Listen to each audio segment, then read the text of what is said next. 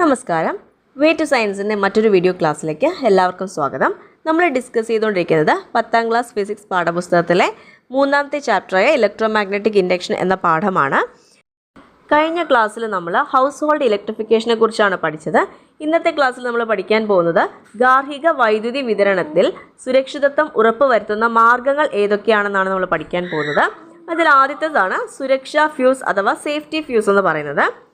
Fuse സർക്യൂട്ടിനെ സംരക്ഷിക്കുന്നത് എങ്ങനെയെന്ന് കഴിഞ്ഞ അധ്യായത്തിൽ നമ്മൾ മനസ്സിലാക്കിയിട്ടുള്ളതാണ്. മുൻപ് പഠിച്ച കാര്യങ്ങൾ നമുക്കൊന്ന് റിവൈസ് ചെയ്ത് നോക്കാം. ടെക്സ്റ്റിൽ 3 ക്വസ്റ്റ്യൻസ് കൊടുത്തിട്ടുണ്ട്. ഗാർഹിക സർക്യൂട്ടിൽ അമിത വൈദ്യുത പ്രവാഹം ഉണ്ടാകാനുള്ള സാഹചര്യങ്ങൾ ഏതെല്ലാമാണ്? ഒന്ന് ഷോർട്ട് സർക്യൂട്ടും മറ്റൊന്ന് ഓവർലോഡിങ്ങുമാണ് നമ്മൾ പഠിച്ചിട്ടുള്ളത്. അമിത വൈദ്യുത പ്രവാഹം ഉണ്ടായാൽ സർക്യൂട്ടിന് എന്താണ് സംഭവിക്കുക? കൂടുതൽ ഹീറ്റ് ജനറേറ്റ് ചെയ്യുകയും ആ സർക്യൂട്ട് ഡാമേജ് ആയി പോവുകയും ചെയ്യുന്നു. കറണ്ട് അമിതമായി കടന്നു വരുമ്പോൾ സേഫ്റ്റി ഫ്യൂസിലെ ഫ്യൂസ് വയർ ഉരുകിപ്പോകുന്നു അല്ലെങ്കിൽ അതിന് ഡാമേജ് സംഭവിക്കുന്നു. തൽഫലമായി സർക്യൂട്ട് ബ്രേക്ക് ആവുകയും മറ്റ് ഹോം അപ്ലയൻസസിലേക്കുള്ള കറണ്ട് ഫ്ലോ അവിടെ നിലയ്ക്കുകയും ചെയ്യുന്നു.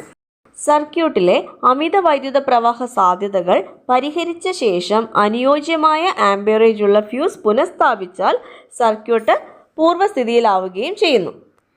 അപ്പോൾ എക്സസ് കറണ്ട് ഫ്ലോയ്ക്കുള്ള കാരണം എന്താണെന്ന് മനസ്സിലാക്കി അത് പരിഹരിച്ചതിന് ശേഷമാണ് നമ്മൾ അനുയോജ്യമായ ആംബിയറേജ് ഉള്ള ഒരു ഫ്യൂസ് വയർ ഘടിപ്പിച്ച് നമ്മളതിനെ പൂർവ്വസ്ഥിതിയിലേക്ക് കൊണ്ടുവരുന്നത്.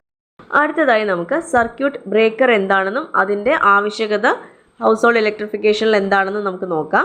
ഓവർലോഡിംഗ് മൂലം സർക്യൂട്ടിലെ കറണ്ട് ക്രമേണ ഉയരുമ്പോൾ MCBയിലെ ബൈമെറ്റാലിക് സ്ട്രിപ്പ് അമിതമായി ചൂടാവുകയും വളയുകയും ചെയ്യുന്നു.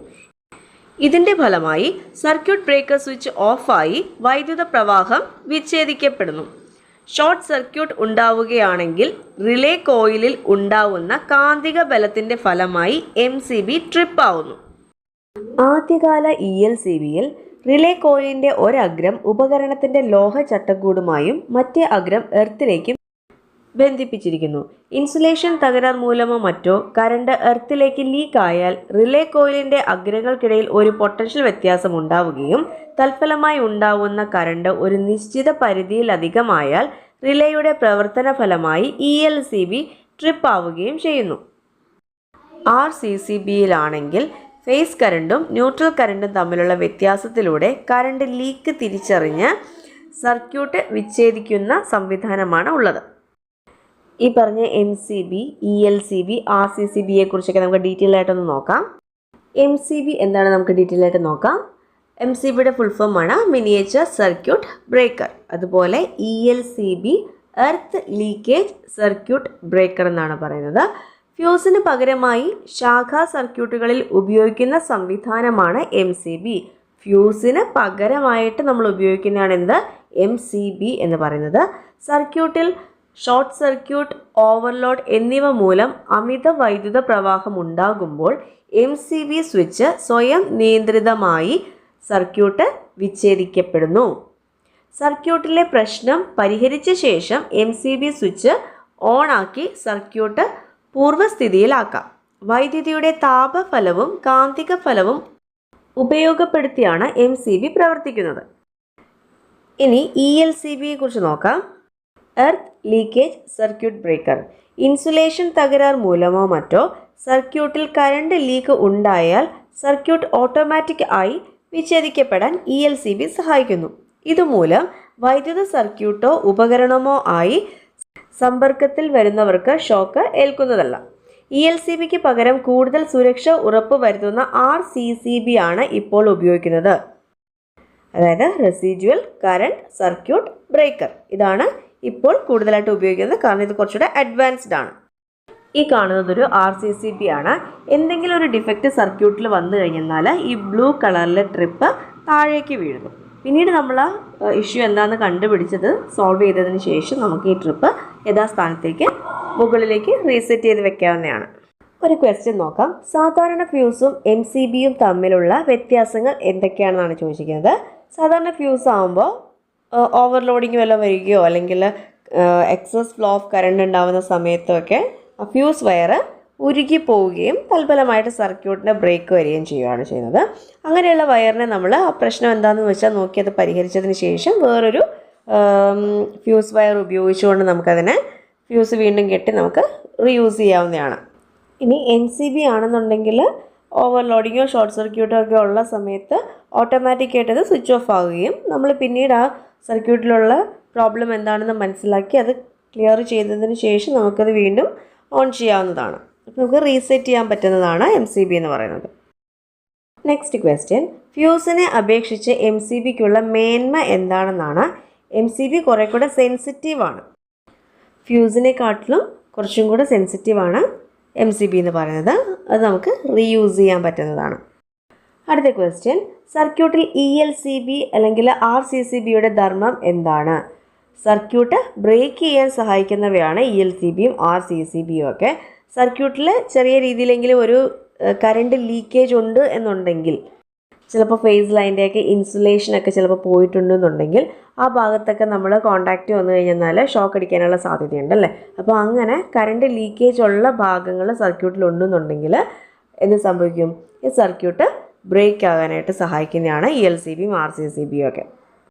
അടുത്തത് 3-പിൻ പ്ലഗും എർത്തിങ്ങുമാണ്. ചില ഉപകരണങ്ങൾ ഉപയോഗിക്കുമ്പോൾ സുരക്ഷിതത്വം ഉറപ്പുവരുത്തുന്നതിനായി 3-പിൻ പ്ലഗുകളാണ് ഉപയോഗിക്കുന്നത്. ഫിഗറിൽ അയൺ ബോക്സ് നോക്കുക. ഇൻസുലേഷൻ തകരാറ് മൂലം ഫേസ് ലൈൻ ഉപകരണത്തിൻ്റെ ലോഹ ചട്ടക്കൂടുമായി സമ്പർക്കത്തിൽ വന്നാൽ ലോഹ ചട്ടക്കൂടിൽ സ്പർശിക്കുന്ന ആൾക്ക് എന്ത് സംഭവിക്കും? ഷോക്ക് അടിക്കും അല്ലേ. കാരണം ഫേസ് ലൈനിൽ അവിടെ ഇൻസുലേഷൻ കോട്ടിങ് പോയിരിക്കുകയാണ്. അപ്പം നോക്കുക, റെഡ് കളറിലെ വയറാണ് ഫേസ് ഇൻഡിക്കേറ്റ് ചെയ്യുന്നത്, ബ്ലാക്ക് കളറിലത് ന്യൂട്രലും ഗ്രീൻ കളറിലത് എർത്തിങ്ങും ആണെന്ന് നമുക്കറിയാം. അപ്പോൾ റെഡ് കളറിലെ വയറിൻ്റെ ഇൻസുലേഷൻ പോയിരിക്കുകയാണെങ്കിൽ അവിടെ ഒരു കറണ്ട് ലീക്കേജ് ഉണ്ടാകും. ആ കോട്ടിങ് പോയിരിക്കുന്ന ഇൻസുലേഷൻ പോയിരിക്കുന്ന ഭാഗം അതിൻ്റെ ബോഡിയുമായിട്ട് ടച്ച് ചെയ്തിട്ടുണ്ടെന്നുണ്ടെങ്കിൽ ആ കറണ്ട് എങ്ങോട്ട് പോകും? ആ ബോഡിയിലും എന്തുണ്ടാവും? കറണ്ട് ഉണ്ടാവും. അപ്പോൾ നമ്മൾ അയൺ ബോക്സിൽ പിടിക്കുന്ന സമയത്ത് നമുക്ക് ഷോക്ക് അടിക്കാനുള്ള സാധ്യതയുണ്ട്. അപ്പോൾ അതിനാണ് ആ ഗ്രീൻ കളറിലെ വയറ് എവിടെയായിട്ട് കണക്ട് ചെയ്തിരിക്കുന്നത്? ആ ലോഹ ചട്ടക്കൂടിലേക്കാണ് നമ്മൾ എർത്തിങ്ങിൻ്റെ വയറ് കണക്ട് ചെയ്തിരിക്കുന്നത്. അയൺ ബോക്സിൻ്റെ ബോഡിയിലുള്ള കറണ്ട് പിൻ ഇയിലേക്ക് ഫ്ലോ ചെയ്യുന്നു. പിന്നെ ഈ എർത്തിങ് ചെയ്തിരിക്കുന്നത് കൊണ്ട് തന്നെ നമുക്ക് ഷോക്ക് ഏൽക്കുന്നതിൽ നിന്ന് രക്ഷപ്പെടാൻ സാധിക്കും. നമ്മുടെയൊക്കെ വീടുകളിൽ ഇതുപോലൊരു കണ്ടക്ടർ, ഒരു ഗ്രൗണ്ടിങ് റോഡ് ഭൂമിയിൽ കുഴിച്ചിട്ടുണ്ടാവും. എന്നിട്ട് ഈ എർത്ത് ചെയ്ത ലൈൻ കംപ്ലീറ്റ് ആയിട്ട് ഇതിലേക്കാണ് കണക്ട് ചെയ്യുക. അപ്പോൾ അഡീഷണലായിട്ട് വരുന്ന ചാർജുകൾ കംപ്ലീറ്റ് എങ്ങോട്ട് പോയിക്കോളും? എർത്തിലേക്ക് പോയിക്കോളും. 3-പിൻ പ്ലഗ് സുരക്ഷിതത്വം ഉറപ്പ് വരുത്തുന്നത് എങ്ങനെയാണെന്ന് നമുക്ക് നോക്കാം. ഈ എന്ന പിന്ന് ഏത് ലൈനുമായിട്ടാണ് സമ്പർക്കത്തിൽ വരുന്നത്? എർത്തിങ്ങുമായിട്ടാണ് സമ്പർക്കത്തിൽ വരുന്നത് അല്ലേ. എർത്ത് പിൻ മറ്റു പിന്നുകളിൽ നിന്ന് എങ്ങനെ വ്യത്യാസപ്പെട്ടിരിക്കുന്നു? എന്തിനാണ് ഇങ്ങനെ വ്യത്യാസപ്പെടുത്തിയിരിക്കുന്നത്? എർത്ത് പിന്നിന് മറ്റ് പിന്നുകളിൽ നിന്ന് നീളക്കൂടുതലും വണ്ണക്കൂടുതലും ഉണ്ടായിരിക്കും. അപ്പം നമ്മളിത് പ്ലഗിലേക്ക് കണക്ട് ചെയ്യുമ്പോൾ ആദ്യം കോണ്ടാക്റ്റിൽ വരുന്ന പിന്നെന്ന് പറയുന്നത് എർത്ത് പിന്നായിരിക്കും കോണ്ടാക്റ്റിൽ വരുന്നത്. അപ്പോൾ എന്തെങ്കിലും ഷോക്കോ മറ്റതോ അതിലുണ്ടെന്നുണ്ടെങ്കിൽ നമ്മൾ അതിൽ നിന്ന് പ്രൊട്ടക്റ്റ് ചെയ്യപ്പെടുകയാണ് ചെയ്യുന്നത്. അത് ആ കറണ്ട് എങ്ങോട്ട് പോയിക്കോളും? എർത്തിങ് വഴി അതങ്ങ് പോയിക്കോളും. അപ്പോൾ ഇതിന് കുറച്ച് നീളം കൂടുതലുണ്ട്, തിക്നെസ്സും കൂടുതലാണ്. അപ്പോൾ ഏരിയ ഓഫ് ക്രോസ് സെക്ഷൻ കൂടുന്നതിനനുസരിച്ച് റെസിസ്റ്റൻസ് കുറയുമെന്ന് നമുക്കറിയാം. തൽഫലമായിട്ട് ഈസി ആയിട്ട് കറണ്ട് ഫ്ലോ അവിടെ നടക്കുകയും ചെയ്യും. എർത്ത് ലൈൻ ഉപകരണത്തിൻ്റെ ഏത് ഭാഗവുമായിട്ടാണ് ബന്ധിപ്പിച്ചിരിക്കുന്നത്? ആ ലോഹ ചട്ടക്കൂടുമായിട്ടാണ് ബന്ധിപ്പിച്ചിരിക്കുന്നത്. അടുത്തത് നമുക്ക് എർത്തിങ് എന്താണെന്ന് നോക്കാം. 3-പിൻ പ്ലഗിലെ E എന്ന പിൻ എർത്ത് ലൈനുമായി സമ്പർക്കത്തിൽ വരുന്നു. ഈ പിൻ ഉപകരണത്തിൻ്റെ ചട്ടക്കൂടുമായി ബന്ധിപ്പിച്ചിരിക്കുന്നതിനാൽ ഏതെങ്കിലും കാരണത്താൽ ചട്ടക്കൂടിന് വൈദ്യുത ബന്ധം വരികയാണെങ്കിൽ വൈദ്യുതി എർത്ത് വയറിലൂടെ ഭൂമിയിലേക്ക് ഒഴുകുന്നു.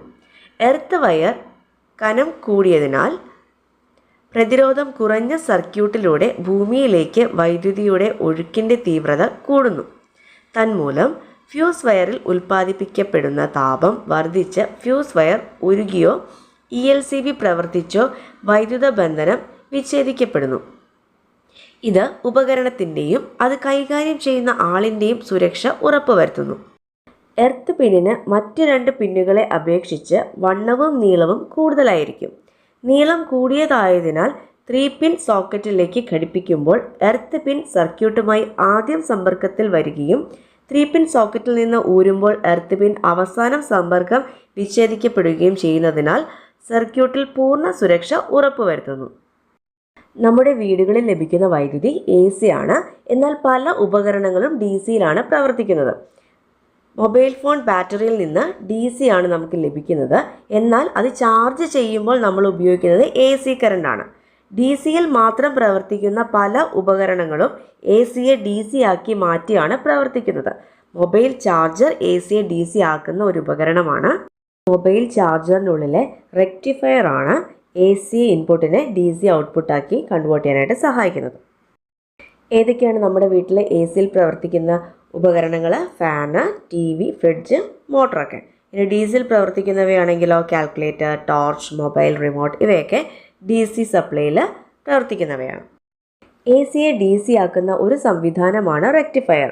ഒരു സ്റ്റെപ്പ് ഡൗൺ ട്രാൻസ്ഫോമറോ ഇൻഡക്ടറോ ഉപയോഗിച്ച് 230 വോൾട്ട് AC-യെ ഉപകരണത്തിനാവശ്യമായ 12 വോൾട്ട്, 6 വോൾട്ട് തുടങ്ങിയ വോൾട്ടതയിലേക്ക് താഴ്ത്തിയ ശേഷമാണ് DC ആക്കി മാറ്റുന്നത്.